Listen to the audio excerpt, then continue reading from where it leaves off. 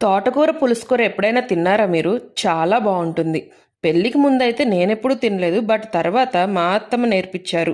ఈ రెసిపీ ఎంత ఈజీ అంటే 20 మినిట్స్‌లో అయిపోతుంది. మీకు కూడా చెప్పేస్తాను పదండి. ఫస్ట్ దాకలో 4 పచ్చిమిరపకాయలు, ఒక చిన్న ముక్కలుగా కట్ చేసుకున్న ఉల్లిపాయ, నీట్‌గా కడిగి కట్ చేసుకున్న తోటకూరని వేసి అందులోనే తగినంత ఉప్పు, పసుపు, కారం, కొంచెం చింతపండు వేసుకోవాలి. తోటకూర వల్ల ఎన్ని లాభాలో తెలుసా? దీంట్లో ఉన్న ఐరన్ వల్ల మనకి అనేమియా ప్రాబ్లం ఉండదు. కాల్షియం వల్ల బోన్ స్ట్రెంగ్త్ ఎక్కువ ఉంటుంది. అంతేకాకుండా డైజెషన్ ప్రాబ్లం కూడా ఎవరికైనా ఉంటే తోటకూర తింటే చాలా మంచిదంట. సో ఇవన్నీ దాకలో వేసుకున్నాక స్టవ్ మీద ఒక 10 నిమిషాలు ఉడికించుకోండి. నీళ్లు పోయిన అవసరం లేదు, తోటకూర నుంచి వచ్చే వాటరే సరిపోతుంది. తర్వాత మెత్తగా కూరని మెదిపేసేయండి.